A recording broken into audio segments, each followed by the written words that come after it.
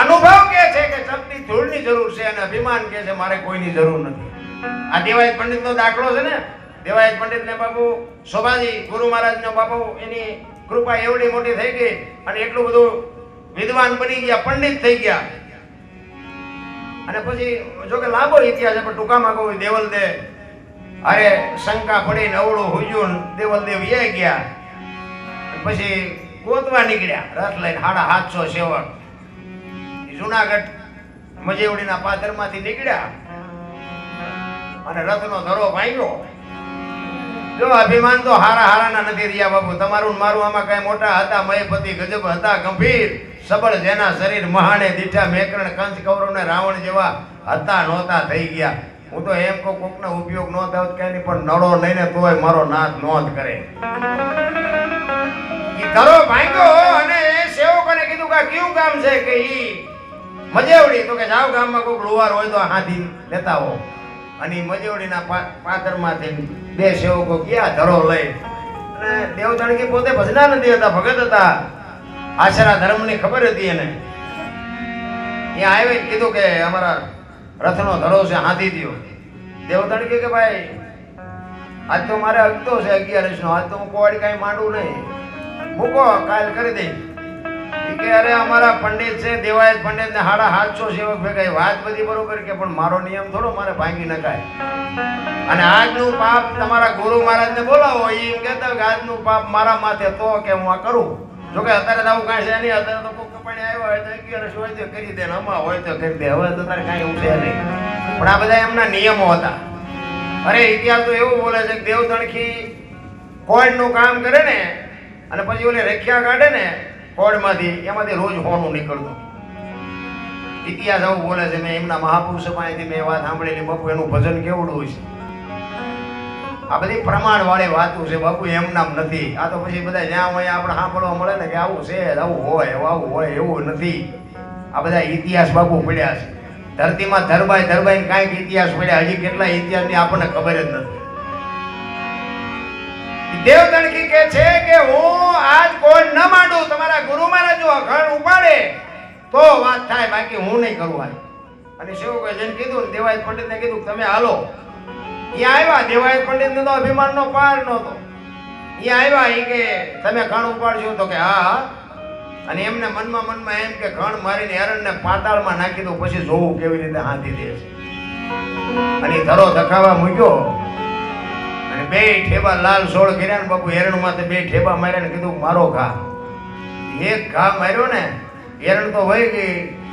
દેવાયત પંડિત ને એમ થયું કે આ હવે શું કરશે બાપુ? પગ લાંબો કરી ઘોંટી માથે 2 મૂકીને કીધું મારો ન કરા તા નહીં આવે. ઈ 5-7-10 ઘા જે કઈ મારવાના તે માર્યા. ધરો હંધાઈ ગયો પણ દેવાયત પંડિતના હાથમાંથી ઘણ પડી ગયો કે આ મહાપુરુષ કોણ છે. હારાના ઉતરી ગયા છે રામ. ઈ કે આપ કોણ છો? ઈ કે હું તો આ ગામનો લુવાર છું, લોટા ટીપું છું. ઈ કે પણ આ ઘોંટી ઉપર તમે ધરો. ઈ કે ઈ જે હોય તમે હું નીકળ્યા છો, ક્યાં જાવ છો? ઈ કે હું દેવલદેને ગોતવા જઉં છું. પછી આખો ઇતિહાસ છે, લાંબો છે. ઈ કે દેવલદે તમને કઈ કીધું તું લાવ્યા તારે? તો કે મારામાં શંકા જાય છે તેથી કે હું નહીં રહું એવું કીધું તું. તો કે શંકા થઈ હતી? તો કે હા. તો કે હવે હું ગોતવા નીકળ્યા છો. એવો પંડિત બાપુ દેવતણકીએ પરસ્યો વાળી દીધો. એ એના ગુરુ શોભાજી હતા. 2 ગુરુભાઈ હતા. ને પછી કીધું કે સરનામું છે, જાયશો ક્યાં?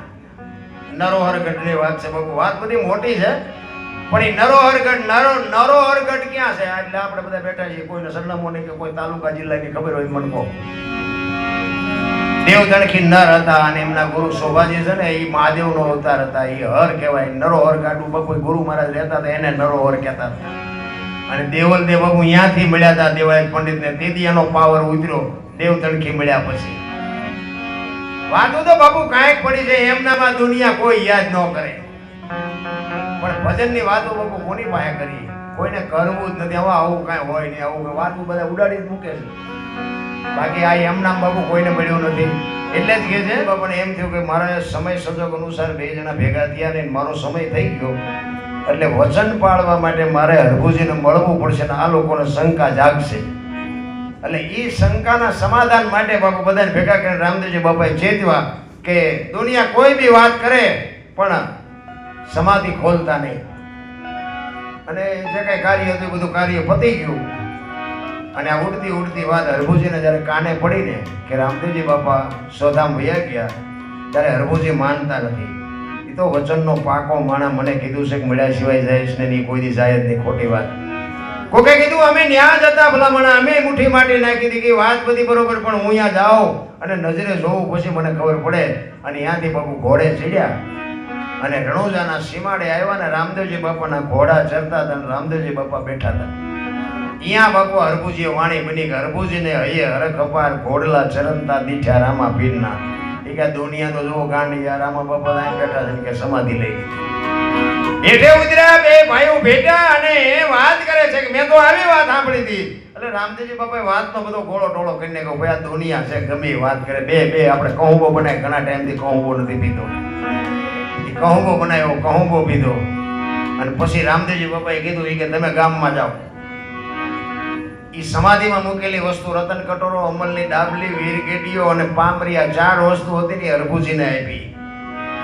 કારણ કે ઓલામને કંઈક શંકા જાગે એવું કંઈક કરવું જોઈએ ને, નકરી વાતો કરે તો ઓલા નો માને. આ 4 વસ્તુ આપીને કીધું તમે ગામમાં જાઓ. અને ગામમાં બાપુ બગાડ ધાટ કરતો ઘોડો આવતો તો ઊભી બજારે અને ચોકે ચોરે બાપુ આખો ડાયરો શોકરસ બેઠો.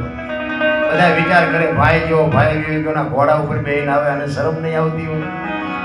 ત્યાં આવીને કે આ શું બધા બેઠા છો? એ કે રામદેવજી બાપા વીઆઈ ગયા, 3 દી થયા, ભલામણા શું કે વાત કરે છે. હરભુજી દાંત મીઠા કાઢો. એ કે પણ મને તો સીમાડે ભેગા થયા, તમે આવી વાત કરો છો તો કે આખું ગામ હાચું ને તું આખું ગામ ખોટું, તું હાચું. એ કે પણ આ જોવો તો ખરા, પણ મને આ બધી વસ્તુ આપી, જો બધું બતાવ્યું, રતન કટોરો, અમલની ડાબલી.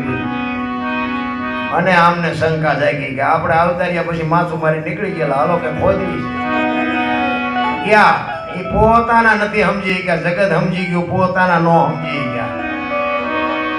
એ ગયા અને બાપુ આમ ઘા કરવાની તૈયારી કરીને આકાશવાણી થઈ મેં તમને શું કીધું તું. અને હવે હું અહીંથી જઉં છું સૌરાષ્ટ્રમાં, અહીંયા કાયમ દુકાળ પડશે ને અહીંયા કાયમ તમે માગી ખાજો, ભૂખના ભડાકા છે અહીંયા. અને પહેલું પીરાણું આપણું પાળિયાદ ને ગેબીનાથ. આજ એવું એક ગામ નહીં હોય કે રામદેવજી બાપાનું મંદિર ન હોય, કે રામદેવજીનો નેજો ન હોય, કે રામદેવજીનું મંડળ ન હોય, એવું એક ગામ નહીં હોય. તો વિચાર કરજો કે રામદેવજી બાપાની આ કચ્છ કાઠિયાવાડ સૌરાષ્ટ્રમાં કેટલી કૃપા થઈ ગઈ. પોતાના નો સમજી ગયા. કે હું તો એમ કહું રામદેવજી બાપાની વાત જો એમના કુટુંબે સાંભળી હોત ને સમજ્યા હોત ને તો રાજસ્થાન આજ હોનાનું હોત. પણ સમજવું અઘરું છે. પછી તો બધો અફસોસ છે, પણ પછી શું કરવાનું. અને હરભુજીને પછી ખબર પડી કે ખરેખર રામદેવજી બાપા મને મળવા માટે જ આવ્યા હતા. અને પછી ભાઈ જે ચોધાર આંસુએ રડ્યો છે અને પછી એને કીધું હે મારા બાપ, તને મળવું હોય તો હવે શું કરવું પડે. તેની આકાશવાણીથી રામદેવજી કહે છે કે હવે હું તમને નહીં મળું, પણ તમારે મારું જો કાંઈક જરૂર હોય તો ચોખા ઘીની જોત, ગુગળનો ધૂપ, થોડી ધજા અને મારા નામના 5 ગાણા ગૌરવજો. કોઈ પણ સ્વરૂપે હાજરી આપીશ. તમને ભરોસો હોય કે ન હોય, ભાઈ કે અમને નક્કી છે કે અહીં ક્યાંક બેઠો હોય એ વાત પાકી છે. આ રામદેવજી બાપા સ્વમુખે બોલેલા. થોડી ધજાની વાત કરે છે. અત્યારે બધા ચડાવે છે લીલી, શું કામ ચડાવતા આપણને ખબર નથી, પણ ઈ બોલ્યા છે સફેદ ધજાની, ગુગળનો ધૂપ ને ચોખા ઘીની જોત અને હુકડીની પ્રસાદી. આના સિવાય કે બીજું ઊંડું ઉતરવાની વાત ન કરતા મારી જોત ઉપર ભરોસો રાખજો. આ રામદેવજી બાપાના મોઢે બોલેલા. પછી બાપુ જોધાર આંસુ હરભુજી રોતો રોતો કહે છે, શું કહે છે?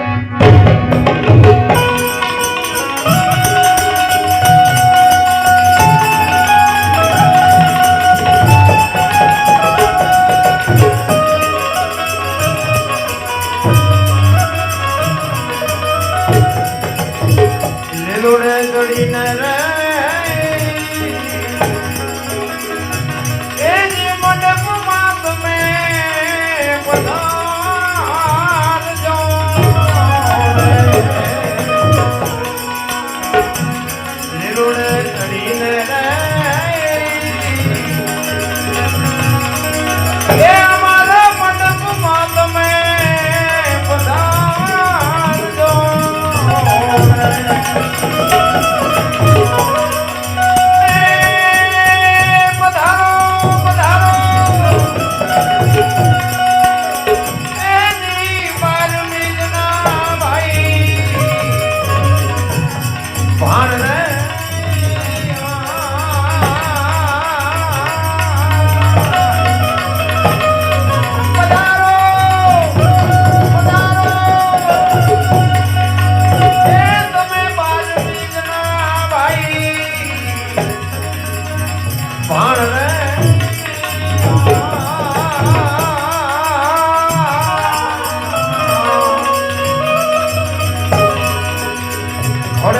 ચરણતા રે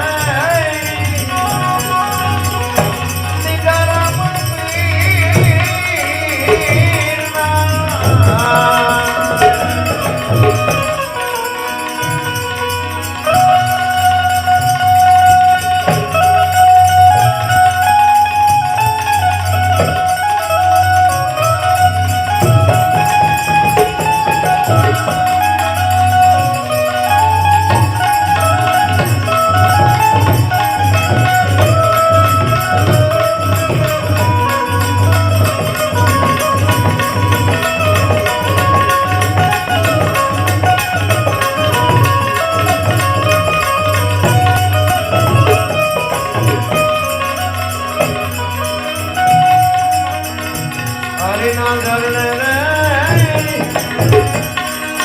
એ અરમોની